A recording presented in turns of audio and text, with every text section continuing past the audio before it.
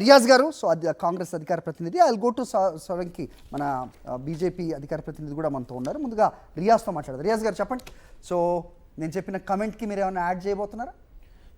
హరి గారు, అంటే ఈ ట్రెండ్స్ చూస్తే మనకు క్లియర్గా అర్థమవుతున్న విషయం ఏంటంటే, ఇది ఏకపక్షంగా జరిగిన ఎలక్షన్ కాదు, టఫ్ ఫైట్ జరిగింది.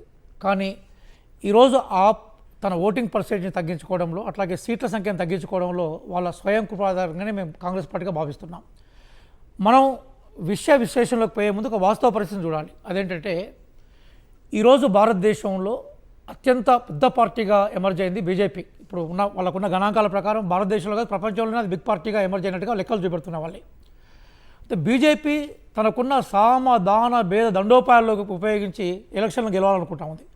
ఇలా కాంగ్రెస్ పార్టీ ఎప్పుడైనా కూడా మా గమ్యాన్ని చేరే క్రమంలో when we want to reach our goal, we are giving priority to means also. అంటే మాకు మార్గం ఇంపార్టెంటే, లక్ష్యం ఇంపార్టెంటే.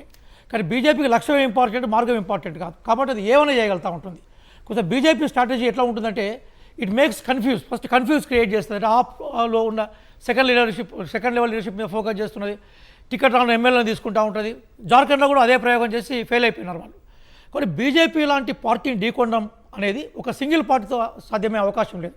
అందుకోసమే కాంగ్రెస్ పార్టీ ఒక పెద్దన్నగా ఇండియా కూటమిని ఏర్పాటు చేసింది.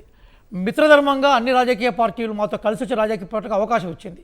కానీ ఆ మిత్రధర్మానికి పూర్తిగా విరుద్ధంగా వ్యవహరించింది ఆప్. మేము చాలా క్లియర్ చెప్పాం, ఢిల్లీ ఎలక్షన్స్ను, ఎందుకంటే అది రాజధాని కాబట్టి బీజేపీ ఖచ్చితంగా దాన్ని క్యాప్చర్ చేసే ప్రయత్నం చేస్తుంది. కాబట్టి మీరు డెఫినెట్గా కాంగ్రెస్ పార్టీతో కలిసి పనిచేయాలనే ఆకాంక్షను మేము వివరించాం. అట్లాగే ఆప్ను మేము ఎక్కడ కూడా నిర్లక్ష్యం చేసే ప్రయత్నం చేయలేం. కానీ ఆప్ మాత్రం గుజరాత్లో బీజేపీకి ల్యాండ్ స్లైడ్ విక్టరీ రావడంలోనూ, అట్లాగే హర్యానాలో బీజేపీ గెలవడంలోనూ ఆప్ పాత్ర క్లియర్గా తెలుసు మాకు. నిజంగా కనుక ఆ రోజు కాంగ్రెస్ పార్టీకి సహకరిస్తే వాళ్ళు గుజరాత్లో మేము ఇంకా ఎక్కువ సీట్లు పెంచుకునే అవకాశం ఉంటుంది, హర్యానా గెలుచుకునే వాళ్ళం. కానీ ఆప్ ఏం చేసిందంటే తనకు తాను ఎక్కువగా ఊహించుకున్నది. ఈరోజు ఏమైందంటే, నాకు తెలిసి బీజేపీకి ఆప్కి మధ్య ఒక 3 or 4% ఓట్లు తేడా ఉండొచ్చు. కానీ కాంగ్రెస్ పార్టీకి మేము ఇప్పుడు వెంకటనారాయణ గారు పెద్దలు చెప్పాడు 6% ఉన్నారు. మా అంచనా ప్రకారం 8% అనుకున్నాం. 2 లేదా 3 సీట్లు గెలుస్తాం అనుకున్నాం. నిజంగా బీజేపీకి సంబంధించిన గెలుపును మనం ఆపాలనుకున్నప్పుడు కొన్ని సందర్భాల్లో మిత్రపక్షాలు అన్నీ కలిసి తప్ప బీజేపీ గెలుపును ఆపాలి. మేము చాలా క్లియర్ చెప్తున్నాం. మేము చాలా క్లియర్గా రాజ్యాంగాన్ని రక్షించడము, అట్లాగే ప్రజాస్వామ్యాన్ని రక్షించే క్రమంలో మా పార్టీ మేము గెలవాలని కోరుకుంటాం. అదే సందర్భంలో మేమేమనుకున్న ఆప్ మాతో ఇండియా కూటమిలో కనుక ఎక్కడ కూడా బేసికల్గా మాతో కోఆపరేటివ్గా పనిచేస్తే బహుశా ఈరోజు మీకు అక్కడ కనిపించే ఫిగర్స్ తారుమారయ్యి కనిపించేవి. ఇక్కడ 4-5% తేడా కనబడతా ఉంది. మాకు 6 నుంచి 8% ఓట్లను మాకు చూపెడతా ఉంది. కానీ ఆప్ మిత్రధర్మాన్ని పాటించకపోవడం, ఆప్ తన మీద తన అపరిమితమైన విశ్వాసంతో ఉండడం వల్లనే ఈరోజు రిజల్ట్ కనబడతా ఉన్నది. కాబట్టి మేమేమనుకున్నాం, బీజేపీ గెలుపు కాకుండా ఆప్ స్వయం కృపాగం, అంటే ఆప్ మీరు చెప్పిన దాంట్లోనే మార్గము లక్ష్యము రెండూ మాకు ప్రధానమే అన్న మీరు అన్ని స్థానాల్లో పోటీ చేయకుండా వాస్తవ పరిస్థితులకి దగ్గరగా కొన్ని సీట్లు మాత్రమే పోటీ చేసి ఆప్ కాదు ఇక్కడ బీజేపీ నష్టపోయే విధంగా మీరు ఆలోచించలేకపోయారు అనే దానికి మీరు సమాధానం ఇస్తారా? ఇప్పుడు దాని వాస్తవం ఏంటంటే, మమ్మల్ని కార్నర్కు నెట్టివేసింది ఆపే. మేము చాలా క్లియర్ చెప్తున్నాను. మేము హర్యానా ఎలక్షన్స్లో ఆప్తో డిస్కస్ చేసేటప్పుడు ఆప్ మా మాట వినలేదు. అట్లాగే గుజరాత్లో కూడా మేము రిక్వెస్ట్ చేసినప్పుడు ఆప్ మా మాట వినలేదు. అదే విషయం మీకు చెప్తున్నాను. మేము లోక్సభ ఎన్నికల్లో అబ్కీ బార్ 400 పార్ అన్న బీజేపీ స్లోగన్ అయితే మేము దెబ్బ కొట్టాం కదా. మేము గెలవకపోవచ్చు ఎలక్షన్స్లో. మేము 43 నుంచి అయితే 100కు వచ్చాం కదా మేము. కాబట్టి మేము పాక్షిక విజయం సాధించాం, నైతిక విజయం సాధించాం ఇక్కడ పార్లమెంట్లో. అట్లాగే బీజేపీని అప్రహారితంగా మొత్తం వ్యవస్థ అంతా చేతిలో పెట్టుకొని రాజ్యాంగాన్ని జేబులో పెట్టుకోవాలనుకున్న బీజేపీ యొక్క దుందుడుకు విధానాన్ని, వాళ్ళ యొక్క అప్రమత్త టింపు ఏదైతే ఉందో అని మేము ఆపేసాం మేము. కానీ ఆప్ మాతోటి అదే లక్ష్యంతో కనుక లోక్సభ ఎన్నికల్లో మేము అందరం కలిసి ఎట్లయితే అబ్కీ బార్ 400 పార్ అనే స్లోగాన్ని మేము దెబ్బకొట్టామో, ఆ లక్ష్యంతో కనుక ఆప్ మాతో కంటిన్యూ అయితే ఢిల్లీ ఎలక్షన్స్ ఇంకో రకంగా ఉండేది.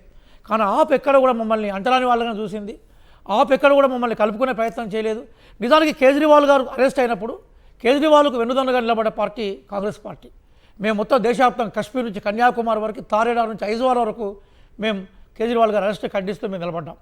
అట్లాగే ప్రతిపక్షాలు అలాంటి కాంగ్రెస్ శీష్ మహల్ లాంటి కమెంట్స్ మీద ఎందుకు అంత అగ్రెసివ్గా చేసింది? ఇప్పుడు మీకు 2 విషయాలు మీ దృష్టికి తీసుకొద్దాం అనుకుంటున్నాను హరి గారు. చాలా కీలకమైన విషయాలు ఏంటంటే, ఏ రాజకీయ పార్టీ అయినా కూడా తన ఫిలాసఫీని వదిలిపెట్టినప్పుడు కుప్పకూలిపోతుంది. ఉదాహరణకి ఇక్కడ తెలంగాణలో టీఆర్ఎస్కి తీసుకుందాం మనం.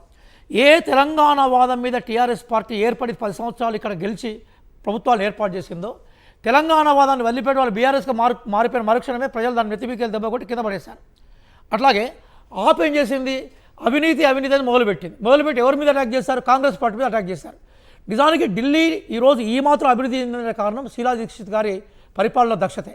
కానీ ఆ రోజు రకరకాల వ్యక్తుల్ని, రామ్దేవ్ లాంటి వ్యక్తులను పట్టుకొచ్చుకొని మొత్తం కాంగ్రెస్ మీద అటాక్ చేసింది.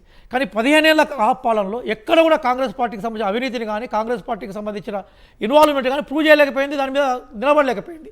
అంటే ఏ ఫిలాసఫీని తీసుకొని, అంటే ఏ స్లోగన్ని తీసుకొని కాంగ్రెస్ పార్టీని అటాక్ చేసి కాంగ్రెస్ పార్టీ దెబ్బకొట్టిందో, ఈరోజు అదే ఆప్ ఈరోజు అవినీతికి సంబంధించిన ఉరితాను తనదాన్ని బిగించుకునే వినండి. మేము అవి ఆరోపణలు అంటున్నాం, అవి నిరూపితం కాలేదు. కానీ ఏ అబద్ధపు ఆరోపణలు కాంగ్రెస్ పార్టీ మీద ఒకప్పుడు ఆప్ చేసిందో ఇప్పుడు అట్లాంటి ఆరోపణలే ఆప్ ఎదుర్కొంటూ ఉండదు. కాబట్టి మేమేమంటున్నాం అంటే, ఎప్పుడు కానీ సైద్ధాంతిక పునాదిని వదిలిపెట్టినప్పుడు నువ్వు దెబ్బతిరిపోతూ ఉంటావు. కంక్లూజన్ ఇస్తున్నాను. అదేంటంటే, ఇప్పటికీ మేము బలంగా ఏమంటున్నామంటే, మనం ఎన్ని మాట్లాడినా గ్రౌండ్ రియాలిటీ ఏంటంటే, బీజేపీ అనేది భారతదేశంలో అతిపెద్ద పార్టీగా ఎమర్జ్ అయింది, అతిపెద్ద పార్టీగా ఉంది, ప్రభుత్వంలో ఉంది. కానీ దానికి కారణం ఏంటంటే, ప్రజల సింపతి మాత్రమే, ప్రజల ఓటింగు, ప్రజల సపోర్ట్ మాత్రమే బీజేపీ ప్రకారం నిలబెట్టలేదు. 8-9 రాష్ట్రాల్లో ప్రభుత్వాలను కూల్చివేయడం ప్రతిపక్ష పార్టీలను, అట్లాగే ప్రతిపక్ష పార్టీల విభేదాలు తీసుకుంది. కాబట్టి బీజేపీని ఎదుర్కోవడం కోసం మన మధ్య ఐక్యత అవసరం. ఈ ఢిల్లీ రిజల్టే దానికి నిదర్శనంగా మేము భావిస్తున్నాం. రైట్. సో మొత్తానికి రియాజ్ గారు చెప్పిన దాంట్లో he seem to be happy for AAP's loss అనేది. No sir, don't make it. But నా కంక్లూజన్ ఏంటంటే, there should be unity among the opposition. Unity లేనప్పుడు మీరు కూడా చాలా చెప్తున్నారు. రైట్.